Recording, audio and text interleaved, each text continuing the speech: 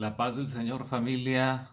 Les habla Padre Óscar Villalpando y voy a estar compartiendo tres temas sobre el cuerpo de Cristo, movidos porque muchos hermanos pidieron este tema. Entonces, desde la Arquidiócesis de Tijuana, vamos a ir compartiendo este temita, cuerpo de Cristo. En latín, Corpus Christi, gran solemnidad que celebramos el jueves pasado. El cuerpo de Cristo. Vamos a iniciar en el nombre del Padre y del Hijo y del Espíritu Santo. Ven, Espíritu Santo, llénanos con tu luz, llénanos con tu impulso, aliéntanos a seguir los caminos de Jesús que nos llevan hasta el Padre Celestial. Padre nuestro que estás en el cielo, santificado sea tu nombre. Venga a nosotros tu reino, hágase tu voluntad en la tierra como en el cielo. Danos hoy nuestro pan de cada día, perdona nuestras ofensas, como también nosotros perdonamos a los que nos ofenden. No nos dejes caer en tentación y líbranos del mal. María Santísima, Nuestra Señora del Rosario de Zapopan, ruega por nosotros. En el nombre del Padre, y del Hijo, y del Espíritu Santo. Amén. Bueno, vamos a compartir el tema, el cuerpo de Cristo. El cuerpo de Cristo. Y lo vamos a ver en tres partes. Primera parte, el cuerpo individual de Jesús. El cuerpo del Jesús histórico. El cuerpo individual de Jesús. El segundo tema que vamos a ver después es el sacramento del cuerpo de Cristo.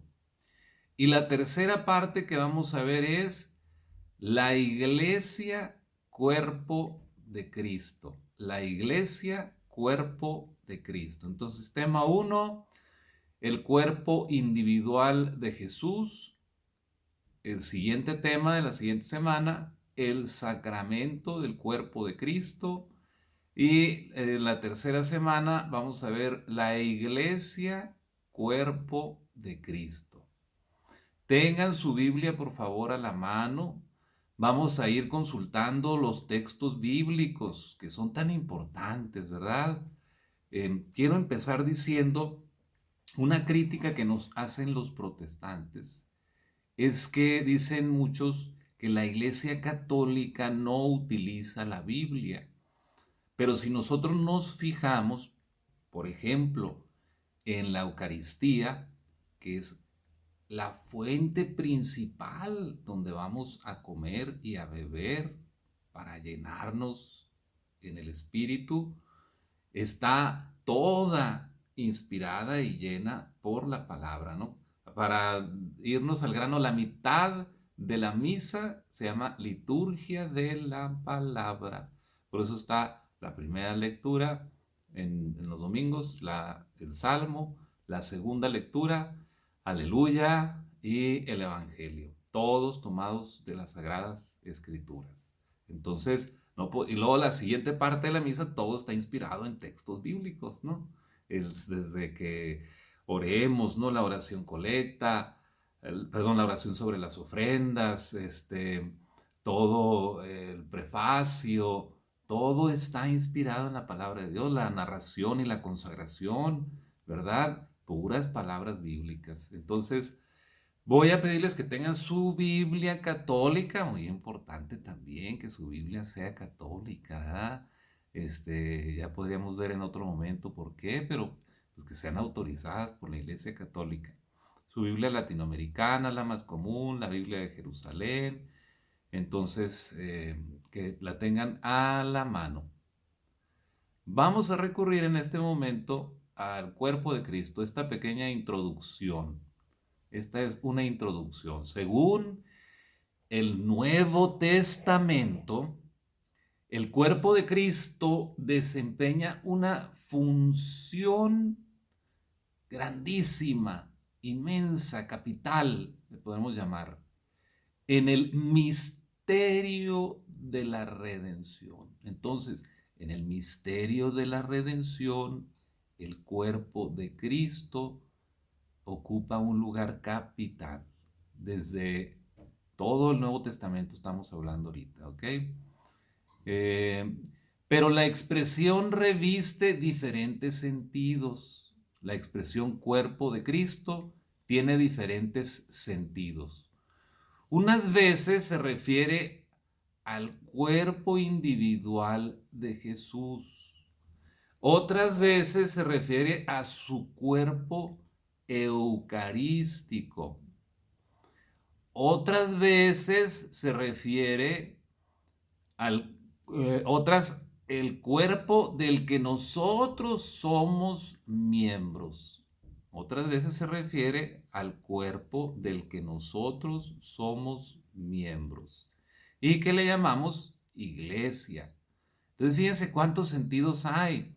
Fíjense qué importante esto, ¿verdad? Cómo nos ayuda esta introducción para identificar que tiene diferentes sentidos cuando se habla de cuerpo de Cristo en el Nuevo Testamento. Unas veces designa el cuerpo individual de Jesús, otras veces designa el cuerpo eucarístico, la comunión, otras veces el cuerpo del que nosotros formamos parte, del que somos miembros y que se le llama iglesia. Bueno, vamos entrando a el cuerpo individual de Jesús. Cuerpo, va a ser la palabra clave en este momento, la palabra cuerpo. El cuerpo individual de Jesús es lo que vamos a compartir hoy. Bueno, 1.1 le vamos a marcar. Jesús en su vida corporal, de carne y de hueso, ¿verdad? De carne, algunos tenemos más carne, algunos tenemos menos, pero de carne y hueso, ¿no? Jesús en su vida corporal. Jesús compartió nuestra vida corporal. Es decir, los apóstoles lo podían ver, lo podían escuchar, lo podían oler, cuando venía todo sudado, cansado, o cuando andaba bien bañado y bien peinado. Todos los sentidos, con todos los sentidos de un ser humano lo podían percibir, porque estamos hablando de la vida corporal de Jesús. Este hecho básico de que Jesús compartió nuestra vida corporal, este hecho básico aparece en todas las páginas del Nuevo Testamento, explícita o implícitamente. Según la carne, dice San Pablo, desciende de los patriarcas, es descendiente de los patriarcas, ¿verdad? Dios de Abraham, Dios de Isaac, Dios de Jacob, es descendiente de los patriarcas y de la posteridad también de David. A ver, vamos a ver qué dice Romanos 1:3 y también 9:5. Vamos con Romanos 1:3. ¿Qué dice Romanos 1:3? Acerca de su hijo, nacido del linaje de David según la carne. Ándele, eso es lo que dice Romanos 1:3. ¿Qué dice Romanos 9:5?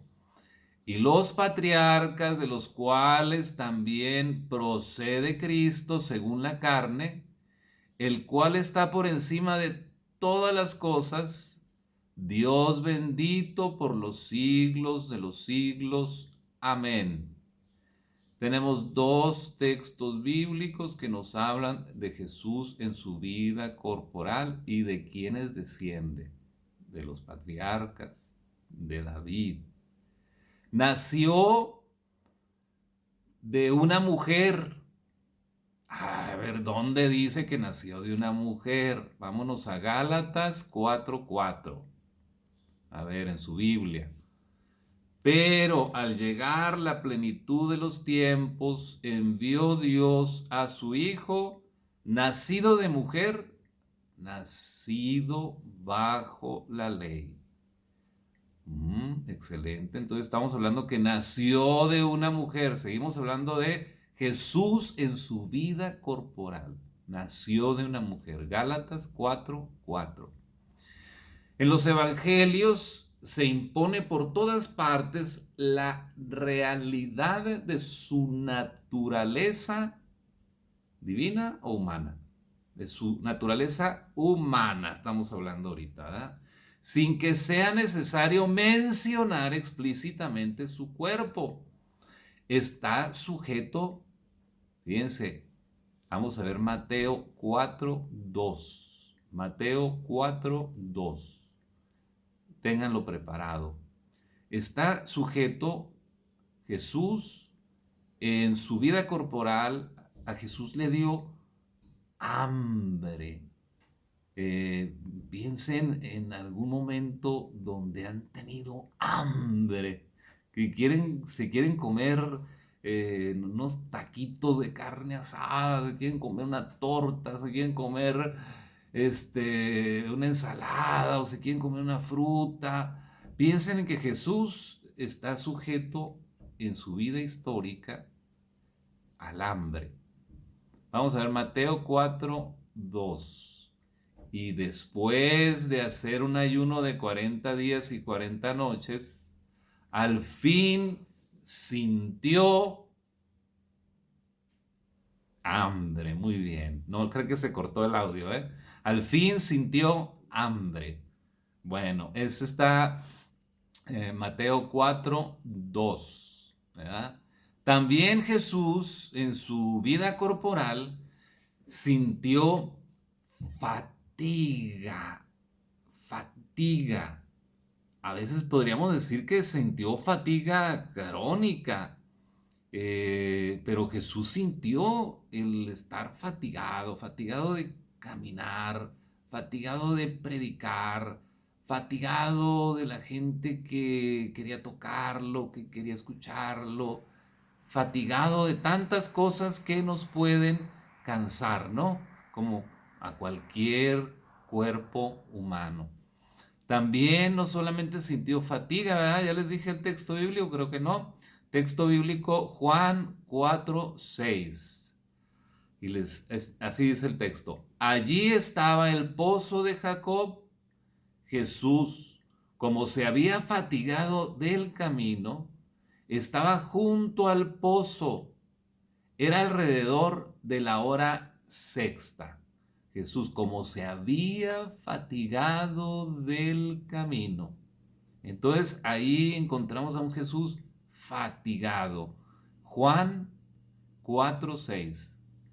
Jesús también experimentó la sed.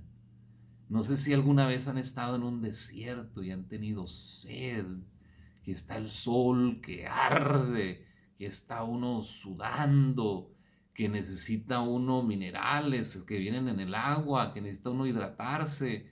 Jesús sintió sed. Tengo sed. Son una de sus palabras famosas, ¿no? Los misioneros de la caridad ponen mucho esa frase, ¿no? Los que fundó la Madre Teresa de Calcuta. Tengo sed. Busquen ustedes cuándo tuvo sed Jesús. En Juan 4:7. Llega una mujer de Samaria a sacar agua. Jesús le dice, dame de beber. Muy bien, ahí nos quedamos con eso. Dame de beber. Juan 4:7. Entonces, Jesús en su vida corporal experimentó la sed, la necesidad de beber. Un cafecito, lo que fuera, ¿no? No solamente un cafecito, sino sed de agua.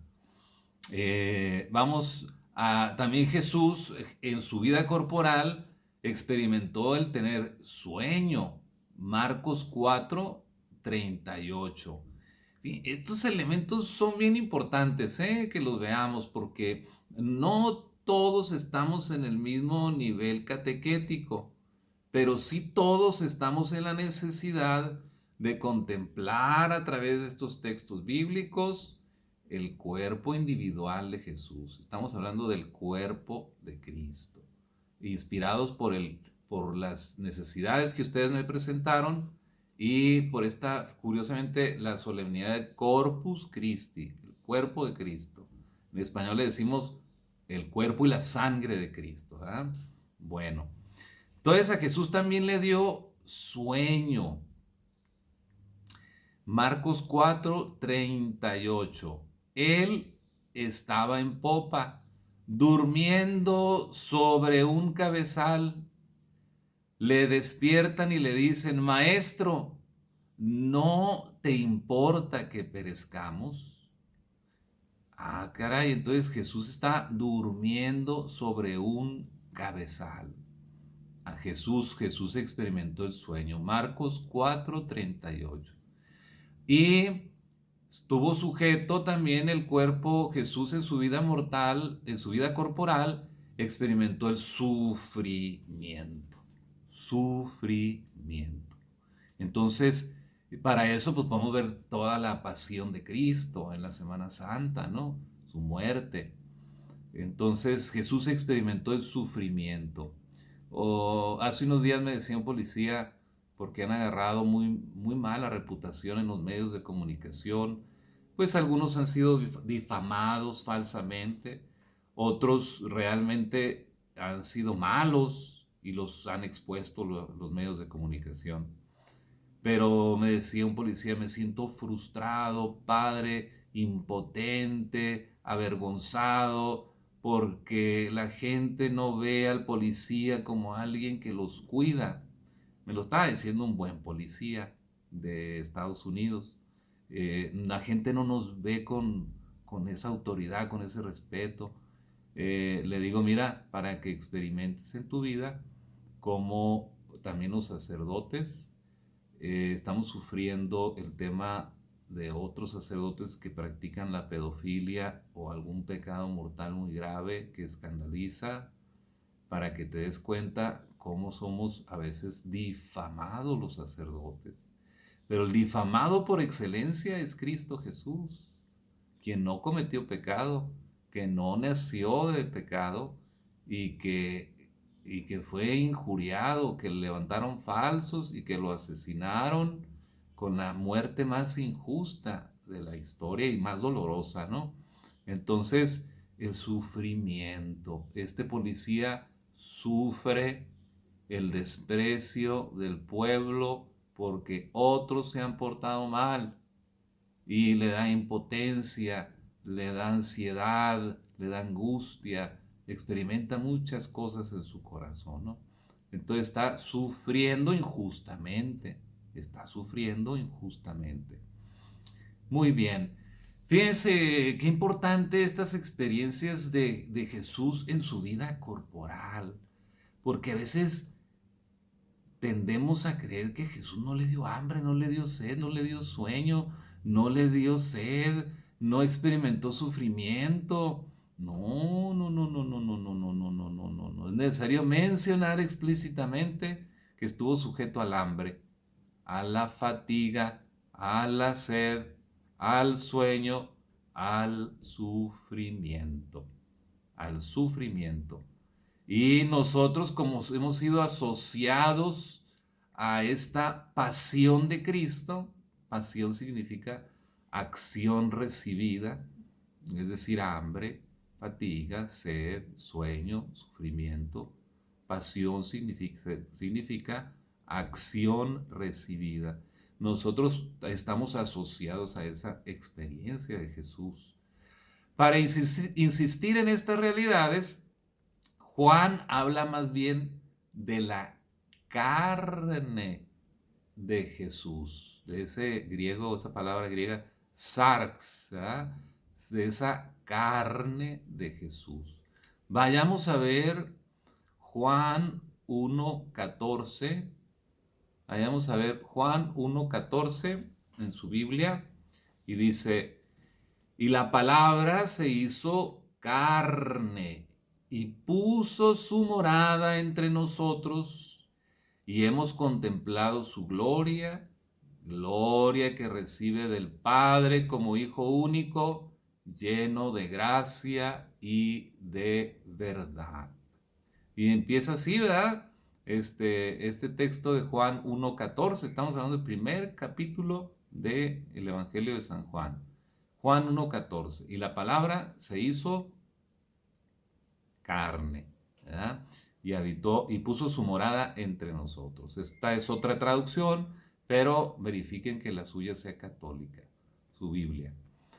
Fulminando el anatema contra los que niegan a Jesús venido de carne. ¿Verdad? Y quienes predicaban que Jesús no había nacido de la carne. Pues sí nació de la carne, ¿verdad? Ya vimos el texto anterior, nacido de una mujer, Gálatas 4:4, ya lo habíamos visto. ¿Okay? Vamos a ver el punto 2. El punto 2 de este tema, el cuerpo individual de Jesús. El cuerpo individual de Jesús. La muerte corporal de Jesús. Ahora vamos a este segundo momento, es la muerte corporal de Jesús. El número 2 de este primer tema, la muerte corporal de Jesús. Esta atención al cuerpo de Jesús se redobla en los relatos de la pasión. Ya dijimos qué quiere decir pasión. No es la pasión de las novelas, ¿verdad? De los que están enamorados, desenfrenadamente, irracionalmente. No, pasión en su sentido etimológico bíblico es acción recibida. Los latigazos que le dieron, la incomprensión que le tuvieron, el arrebato de su ropa, la coronación de espinas, la flagelación, todo eso es lo que tiene que ver con su pasión. Entonces, la muerte corporal de Jesús, esta atención al cuerpo de Jesús se redobla en los relatos de la pasión. ¿Dónde se habla más de la muerte corporal de Jesús? Pues en su pasión, ¿no? Piensen ustedes en la Semana Santa. Ya en la comida de Betania, su cuerpo es ungido con miras a su sepultura. ¿Qué fue ungido? El cuerpo de Jesús con miras a sepultarlo. Vamos a ver Mateo 26:12. Mateo 26:12. Bueno, espero que sigamos teniendo buena iluminación, porque para poder ver, porque ya me está fallando el ojo ahorita que estoy viendo los textos. Bueno, ya lo tienen listo. Mateo 26:12. ¿Qué dice? Y al derramar ella este ungüento sobre mi cuerpo, en vista de mi sepultura, lo ha hecho. Órale. Entonces estamos hablando de la muerte corporal de Jesús, que es ungido en miras a su muerte. Finalmente muere en la cruz. Mateo 27:50. Estamos hablando de la muerte corporal de Jesús. Y les dije que es Mateo 27:50. Pero Jesús, dando de nuevo un fuerte grito, exhaló el espíritu. Pero Jesús, dando de nuevo un fuerte grito, exhaló el espíritu. Estamos hablando de la muerte corporal de Jesús, del cuerpo de Jesús. Murió Jesús, el Jesús histórico, con su cuerpo, sí murió. Y lo vemos en Mateo 27:50. Y es sepultado. Mateo 27:58. Y dice, se presentó a Pilato y pidió el cuerpo de Jesús. Entonces Pilato dio orden de que se le entregase. Ustedes recuerdan a ese famoso José, ¿no? Que le ayudó. Se presentó a Pilato y pidió el cuerpo de Jesús. Entonces Pilato dio orden de que se le entregase, ¿verdad? Pidió José el cuerpo a Pilato para que el cuerpo de Jesús fuera sepultado. Muy bien. Mateo 27, 58 y siguientes, si quieren seguir leyendo. Ahora vamos a ver Juan 19, 38. Después de esto, José de Arimatea, estamos hablando del mismo José, José de Arimatea, que era discípulo de Jesús, aunque en secreto por miedo a los judíos, pidió a Pilato autorización para retirar el cuerpo de Jesús. Pilato se lo concedió. Fueron pues y retiraron su cuerpo. ¿Para qué retiraron su cuerpo? Para sepultarlo. ¿Para qué pidieron permiso a Pilato, José de Arimatea? ¿Para qué pidió permiso? Para sepultar el cuerpo de Cristo. Pero este fin, idéntico al de todos los hombres, tiene un significado particular en el misterio de la salvación. En la cruz llevó Jesús en su cuerpo nuestros pecados.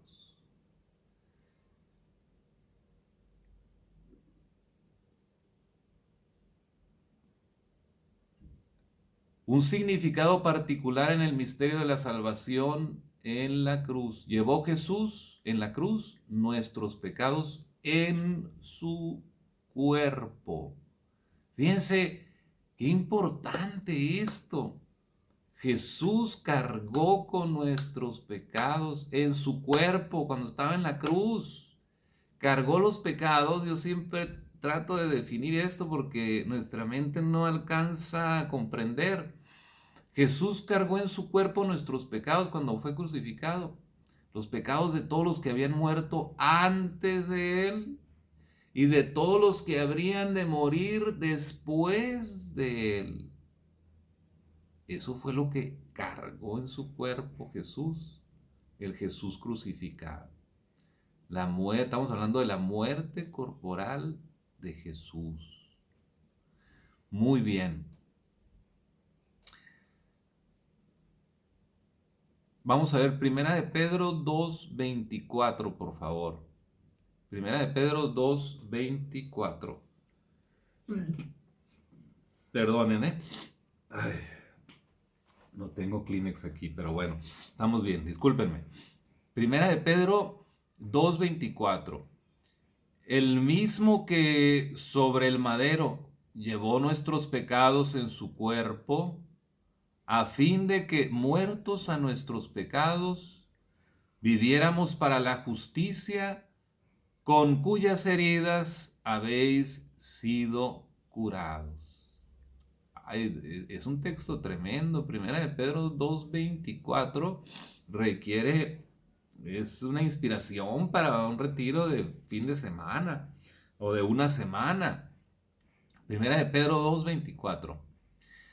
El mismo que sobre el madero, o sea la cruz, llevó nuestros pecados en su cuerpo, a fin de que, muertos a nuestros pecados, viviéramos para la justicia,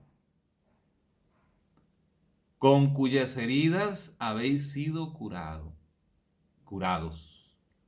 muertos a nuestros pecados. Así tenemos que vivir, muertos a nuestros pecados. Hay que morir para vivir, muertos a nuestros pecados.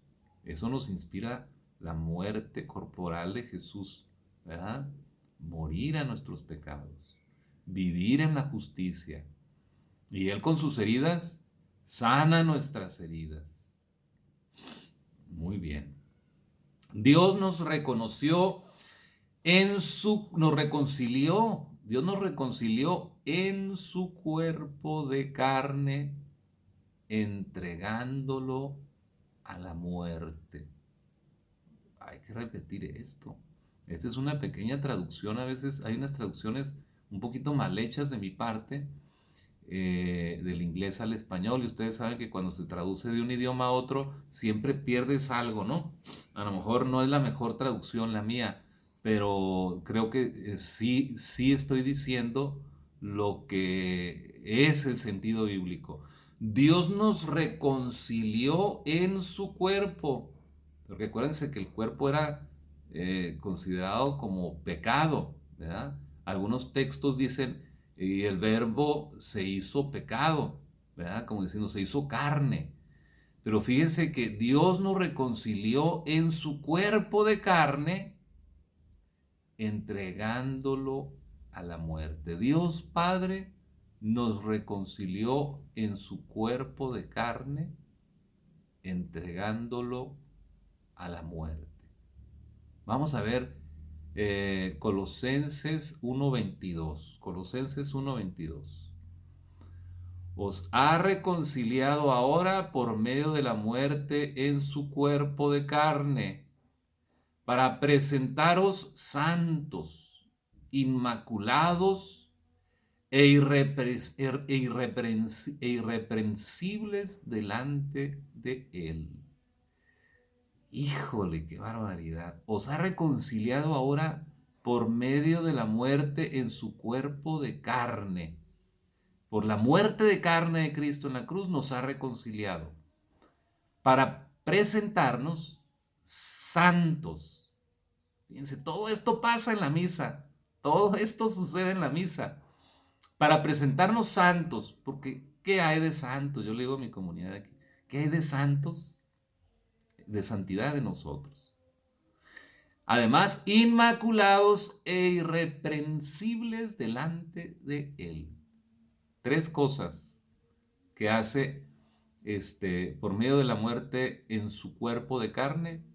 Nos presenta santos, nos presenta inmaculados, o sea, sin mancha, e irreprensibles delante de Dios. ¡Wow! Maravilloso. Bueno, esa fue Colosenses 1:22. El cuerpo de Cristo, verdadero Cordero Pascual. Vamos a ver un texto bíblico, ¿ok? Primera de Corintios 5:7. Primera de Corintios 5:7. El cuerpo de Cristo, verdadero Cordero Pascual. Cordero, pues ustedes saben, el borreguito que ofrecían el sacrificio en el Antiguo Testamento. El borreguito, ¿no? El corderito. El cuerpo de Cristo, verdadero Cordero, pero es un Cordero pascual. Pascua significa paso liberador de la muerte a la vida. Cosa que el que conoce a Dios y lo ama y lo sirve, tiene que experimentar eso en su vida, pasar de la muerte, del pecado, el paso liberador de la muerte a la vida. Por eso cada sacramento tiene un componente pascual. Nos pasa, es el paso liberador de la muerte a la vida de Dios, a la vida de gracia. La Pascua definitiva es el paso liberador de la muerte a la vida eterna. Mire, lo repito, el cuerpo de Cristo, verdadero Cordero Pascual. El cuerpo de Cristo, verdadero Cordero Pascual. Vamos a ver primera de Corintios 5:7. Purificados de la levadura vieja, para hacer masa nueva, pues sois ácimos, porque nuestro Cordero Pascual, Cristo, ha sido inmolado. Cuando hablamos del Cordero, cuando hablamos del Cordero Pascual Cristo que ha sido inmolado, estamos hablando que ha sido sacrificado en la cruz. ¿verdad? Bueno, este es el texto bíblico de... ya me perdí. Primera de Corintios 5, 7. Fue pues el instrumento de nuestra redención, la muerte corporal de Jesús, instrumento de nuestra redención. De su costado abierto brotó sangre y agua. ¿Qué es lo que echa el sacerdote en el cáliz? El vino y unas gotitas de agua. Vamos a ver Juan 19, 33. Pero al llegar a Jesús, como lo vieron ya muerto, no le quebraron las piernas, ¿verdad? Entonces, como lo vieron ya muerto, no le quebraron las piernas. Y siguientes, es decir, hay que seguirle. Juan 19, 33 y siguientes. Sino que uno de los soldados le atravesó el costado con una lanza y al instante salió sangre y agua. Dos significados importantísimos que literalmente Jesús experimentó cuando le clavaron la lanza en su costado. Brotó sangre y agua. Muy bien. Igualmente, la epístola a los hebreos, para presentar el sacrificio de Cristo, presenta particular atención a su cuerpo. Desde su entrada en el mundo se disponía Jesús ya a ofrecerse, puesto que Dios le había formado un cuerpo. ¿Para qué? Para ofrecerse. Hebreos 10, 5. Vamos a buscar ese texto bíblico de Hebreos 10, 5, que dice, por eso, al entrar en este mundo, dice, sacrificio y oblación no quisiste, pero me has formado un cuerpo. Pero me has formado un cuerpo. Hebreos 10:5. Desde su entrada en el mundo se disponía Jesús ya a ofrecerse, puesto que Dios le había formado un cuerpo. ¿Qué es lo que quiere Dios que ofrezcamos? ¿Un sacrificio externo? No. Dios quiere que ofrezcamos a imitación de Cristo nuestro cuerpo, es decir, nuestro cuerpo entero, porque a veces a Dios le damos las ideas, ¿no?